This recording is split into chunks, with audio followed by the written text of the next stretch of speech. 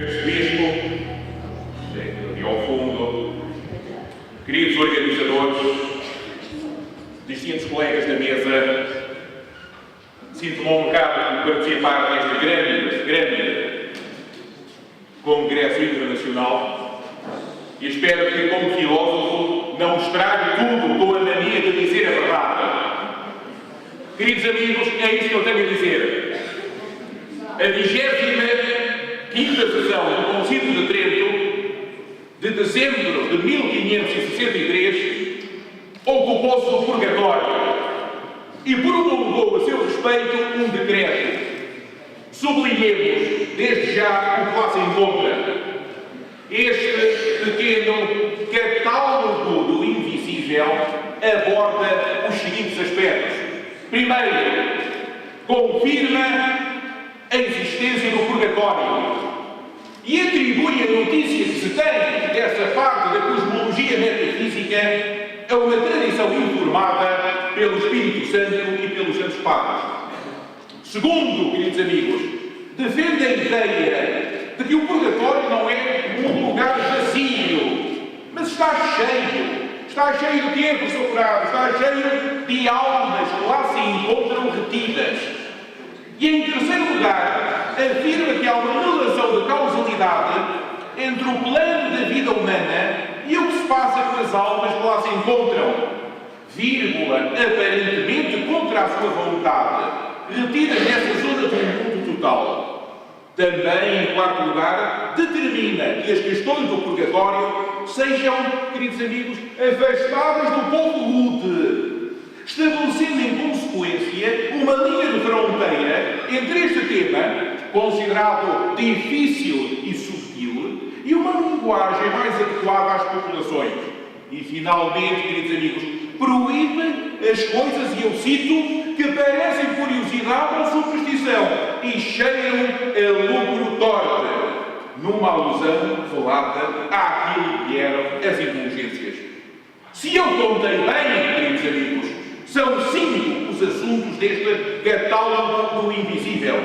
E estes assuntos podem ser rotulados a benefício da concisão com designações, com grandes rótulos, como a origem do conhecimento da existência do purgatório, como população do purgatório, como a questão da intercessão, como a dimensão esotérica e, última, o problema das indulgências. Na sua sabedoria intemporal, o Concílio Tridentino apresenta estes 5 aspectos da questão pela ordem mais acertada. Queridos amigos, como é evidente, estes temas só podem ser apreciados se aceitar previamente que o mundo é mais vasto do que a nossa vidinha, esta vidinha pequenina, sempre de bibelô que nós temos. Dizendo de outro modo, o decreto do purgatório do Concílio Tridentino é uma daquelas páginas extraordinárias da história da Europa, em que o Ocidente se pronuncia sobre a estrutura do mundo onde temos os pés, propondo conjecturas sobre as relações entre as grandes partes desse mundo. É muito provável que nenhum dos padres reunidos em Trento tivesse tido a experiência de irem eles próprios ao purgatório. Ou, o que seria igualmente interessante, ter visto o que se passa no purgatório. Se não foram e não viram pessoalmente o local invisível do mundo total sobre o qual se pronunciaram, o documento racional que registra as suas conclusões deve ser considerado um expoente da história intelectual europeia. Um documento em que foi claramente pesado o que pode e não pode ser dito a respeito do mundo em que vivemos. Neste sentido, o decreto conciliar é também um exemplo magnífico da vocação policial da racionalidade humana, controlando o conhecimento que existe sobre o mundo, que espera pelo ponto final da nossa vida terrena. Consideremos, pois, queridos amigos, cada um destes elementos do catálogo do invisível, começando precisamente pela questão prévia do mundo total.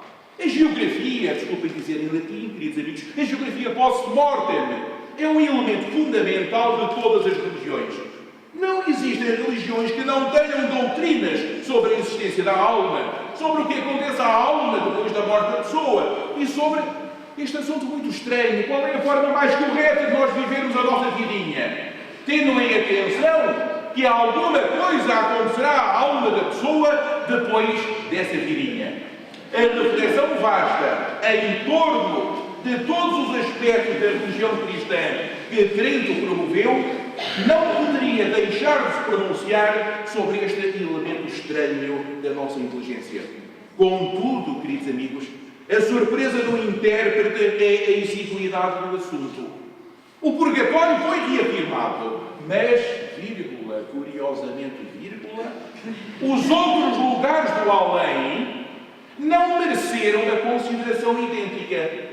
Nenhuma mensagem conciliar se ocupa, de modo igualmente ostensivo, do sítio muito quente, o inferno, do paraíso e de eventuais outros lugares da sobrevida.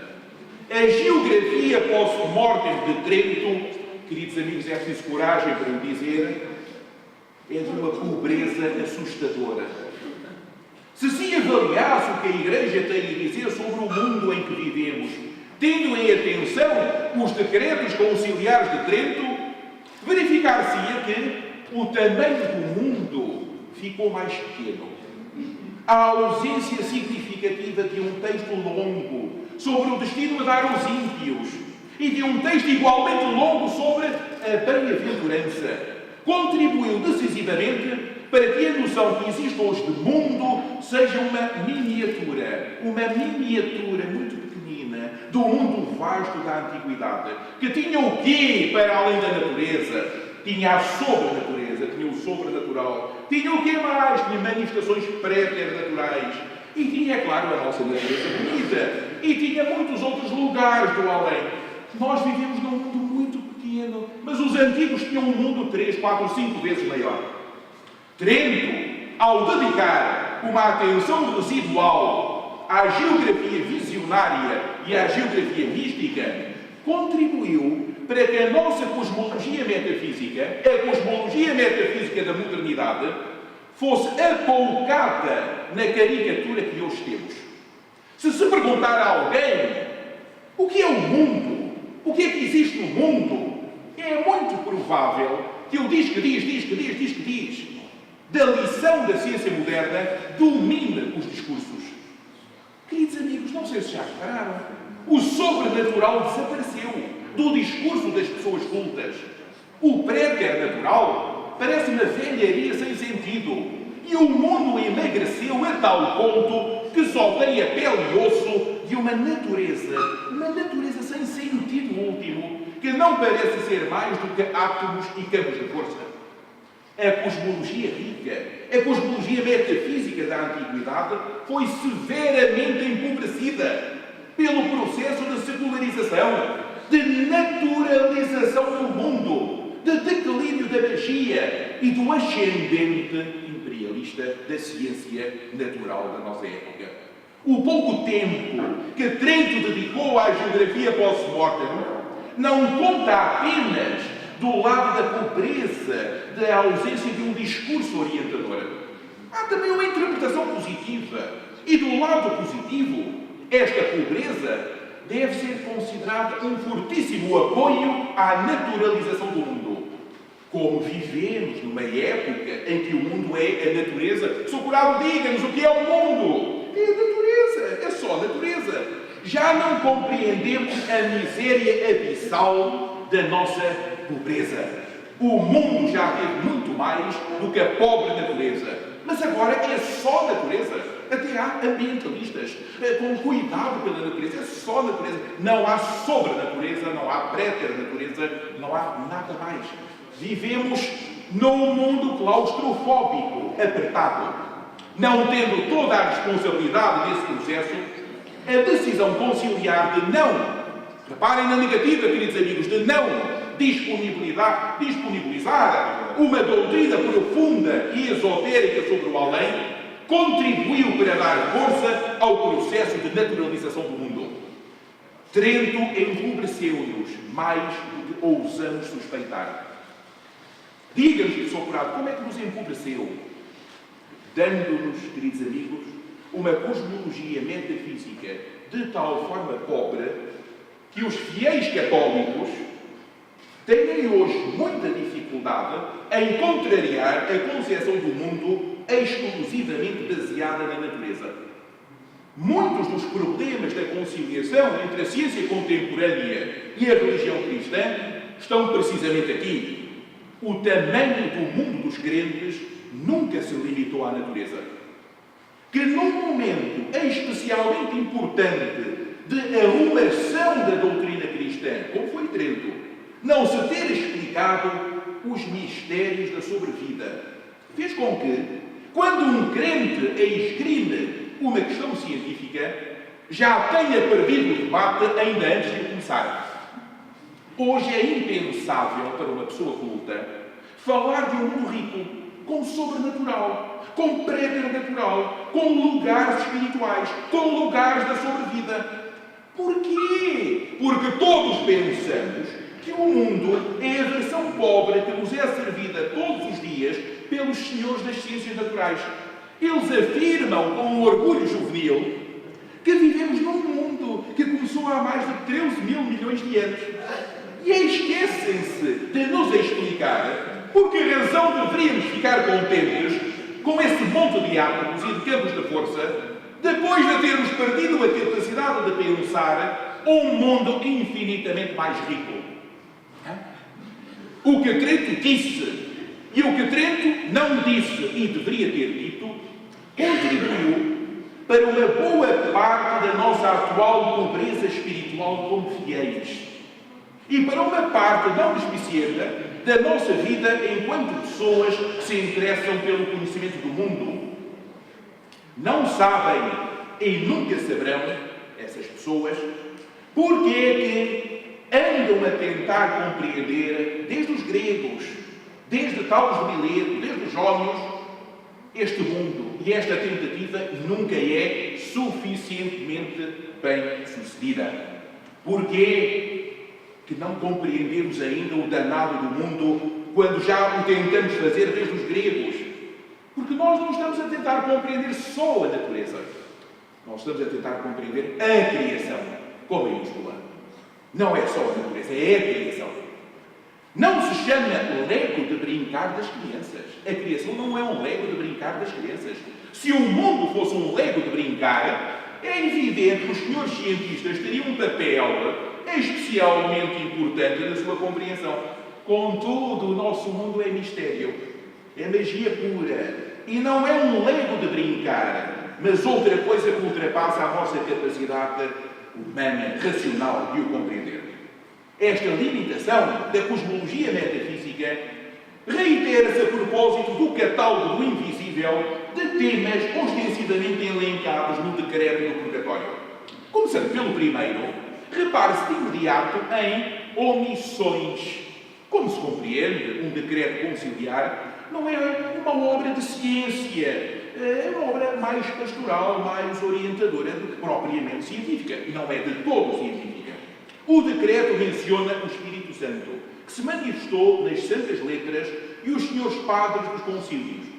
Como a fraseologia do texto foi pensada por menor, as vírgulas foram pensadas, é difícil reparar numa ausência explícita às passagens da Sagrada Escritura que poderiam apoiar o dogma do purgatório. Eu fiquei nesta perplexidade. Porquê que num documento tão importante não há alusão, a referência a passagens da Sagrada Escritura? Que estranha ausência é esta?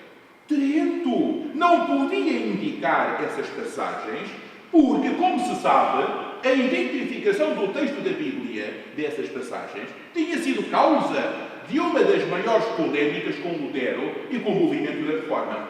Lutero, inicialmente crente na existência do, como posso denominar, na existência do terceiro lugar, evoluiu para uma posição que negava que a Bíblia mencionasse de todo o assunto. Daí a sua afirmação famosa de que não se pode provar o purgatório só pela Sagrada Escritura. E acabou por autorar, em 1530, o célebre manifesto Retratação do Purgatório.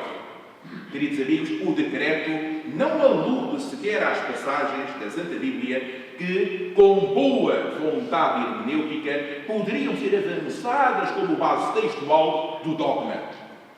A esta questão difícil, nós teríamos que acrescentar a história muito incómoda do assunto. A filosofia pagã mencionou também a questão do purgatório. Havia visionária de que a literatura cristã está repleta, desde o final da Antiguidade Clássica, por toda a Idade Média, até aos tempos de Trento. E essa via visionária é muito rica e inclui fenómenos tão dispares quanto aqueles que foram mencionados na riquíssima. É um poço sem fundo de tesouros, riquíssima literatura geográfica e relatos fantásticos provenientes dos sítios mais recônditos do mundo onde temos o elevado privilégio de viver. Que sítios são, professor Corrado? Já agora satisfaz a nossa curiosidade. Pensa-se, por exemplo, nos relatos extraordinários que derivam... Eu não vou dizer, tenho que dizer. Nos relatos extraordinários que derivam... É preciso coragem. Nos relatos extraordinários que derivam dos demónios exorcizados. Esta fonte intemporal de alguns dos relatos mais extraordinários que chegaram aos ouvidos humanos não tem hoje muita receptividade devido a modas culturais passageiras. Mas o assunto, queridos amigos, é imune ao tempo e é um dado factual que o purgatório foi tema do discurso demoníaco várias vezes. Apenas um exemplo interessante. Veja-se como uma das ilustrações mais razoáveis desse tipo de discursos o que registrou o médico e demonólogo Johannes Weyer, que foi contemporâneo do concílio. Do seu espantoso De Praestiges Daimorum, Weyer irá aludir numa das suas histórias mais saborosas, memoráveis, acerca de alguns velhos exorcistas, a uma outra via de acesso direto ao purgatório. Um tal exorcista franciscano conseguiu que um dos demónios que exorcizou lamentasse que o poder das indulgências era tão eficaz que todas as almas de que ele era anteriormente senhor foram, coitado dele, afastadas dele. E o que lhe causava ainda mais tristeza, muitas almas que voavam do purgatório proclamavam maravilhosamente a eficácia das indulgências. Como se vê, queridos amigos, há muitas vias, há muitas estradas de acesso ao conhecimento deste lugar invisível. Para além das que se mencionaram, existirão indubitavelmente muitas mais. Trento, misericordiosamente, engloba todas estas vias debaixo da designação de Espírito Santo. Eu penso que Trento manifestou a sua sabedoria com esta designação. Sim, foi uma questão de Espírito Santo. O segundo elemento do catálogo invisível nunca deixou de causar incómodo filosófico. Afirma o decreto que as almas são detidas no purgatório. O problema terrível que escapou aos padres conciliares é este. Se o purgatório é apenas uma parte da cosmologia metafísica do mundo, assim como a natureza à nossa volta é também uma parte, e se as almas estão retidas no purgatório, assim como nós nos encontramos, entre aspas, retidos no planeta Terra, segue-se que não se pode responsabilizar os seres humanos pelas suas próprias ações, porque, raciocinando em paralelo, as almas retidas no purgatório também só avançam no purgatório à medida que lhes acontecem as coisas. Se elas são, desculpem a linguagem jurídica, se elas, as almas, são inimputáveis, por razão idêntica os seres humanos também serão, desculpem o termo, inimputáveis. As consequências, queridos amigos, desta representação da sobrevida são, como se vê, dramáticas. Se se aceitar dogmaticamente o purgatório, tem-se um argumento muito forte contra a teoria da liberdade dos seres humanos. As partes da cosmologia de Trento são dissonantes. Por um lado, defende que as almas são arrastadas pelos vários topoi, lugares do mundo, sem que tenham algo a dizer. Isto acontece no purgatório, mas, analisando friamente o assunto, também acontece nos hipotéticos lugares do inferno, do paraíso e da natureza terrestre onde vivemos. Cada uma das almas que está em cada um desses sítios não teve muita margem de manobra para escolher o sítio onde quereria estar. E, por outro lado, toda a antropologia cristã pressupõe a liberdade. A velha, muito velha palavra do livre-arbítrio. Aliás, o decreto do purgatório aponta para uma coleção de ações determinadas de intercessão dos vivos a favor dos mortos, que podem ter efeitos claros na piedade dos indivíduos. Se isto é assim, há ainda uma margem de manobra na liberdade dos seres humanos. Como no espetáculo completo da cosmologia metafísica cristã, não parece haver um relevo especial de nenhum lugar do mundo sobre os outros, segue-se que aquilo que se passa na Terra poderá ser generalizado ao que se passa no purgatório. Dito isto, reparemos, queridos amigos, em alguns aspectos do terceiro elemento do pequeníssimo texto conciliar que Trento dedicou ao purgatório. Afirma o decreto que as almas ali retidas são ajudadas com os sufrágios dos fiéis. E um pouco mais à frente é-nos oferecido um catálogo mais composto das ações humanas com capacidade de interceder na esfera post-mortem. Diz o Santo Concílio: cuidem, pois, os bispos que os sufrágios dos fiéis vivos, a saber, e agora vem o catálogo, missas, orações, esmolas e outras obras de piedade,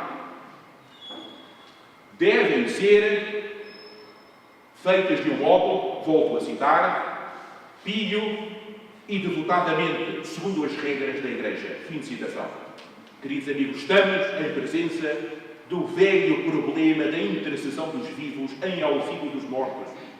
E do mais velho problema ainda, do alcance da ação humana. Estas questões filosóficas escondem uma decisão de que o Ocidente nunca mais se haveria de libertar. Qual é a decisão? É a questão terrível, profundíssima, do ofício dos mortos.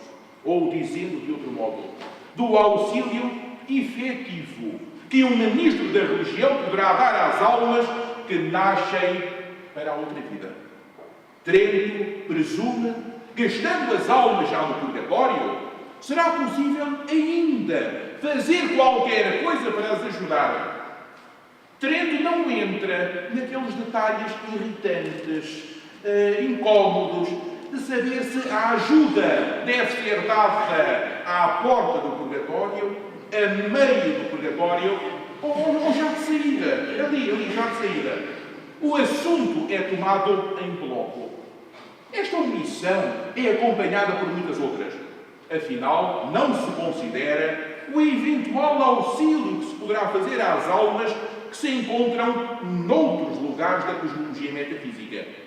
Penso eu, e estou a pensar algo na presença dos queridos amigos, os defuntos que se encontram no inferno teriam gosto em ser auxiliados.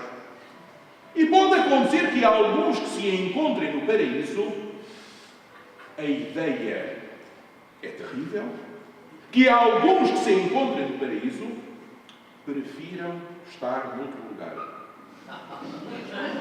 A menos, é claro, que também estejam retidos nesses lugares do mesmo modo involuntário com que é descrita a retenção das almas no purgatório.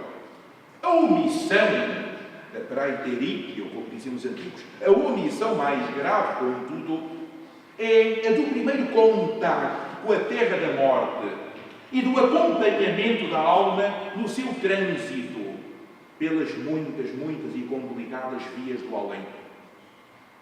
O que Trento diz é tão relevante quanto o que Trento decidiu, atenção ao advérbio, amigos, deliberadamente não dizer. A intercessão dos vivos pelas almas do purgatório obriga a que se coloque a questão óbvia do auxílio a dar no trânsito da própria morte, naquele primeiro contacto com as luzes do outro lado e no acompanhamento da alma pelas muitas estradas do mundo verdadeiro. Não se pode alegar ignorância dos padres reunidos em Trento em nenhum destes assuntos. Cada um deles tinha uma história intelectual vastíssima. Repare-se na questão do auxílio durante o trânsito da morte. A Idade Média tinha uma literatura abundante de artes moriendi em todos os países da cristandade. O catolicismo da Contra-Reforma privou o Ocidente. Dito assim, nós não percebemos o drama de vivermos sem essa doutrina preciosa. Privou-nos a nós de que, Sr. Prado, você tem que dizer de uma, a palavra é tão erudita, que nós nem a sentimos no coração, de uma tanatologia completa e da arte de oficiar o trânsito da morte. Privados que fomos destas ciências, o trabalho da ausência multidisciplinar conseguiu que, aparentemente, já não se sinta a falta das mesmas. E nada poderia estar mais longe da verdade. Queridos amigos, é uma página de ouro da história da crença na terra europeia. Eu não sou historiador, eu gosto de pensar as coisas até ao fim. Espero que a grande quantidade de erros que acabei de vos oferecer não desmereça o interesse que este texto fez nascer no meu próprio coração. Queridos amigos, tenho dito.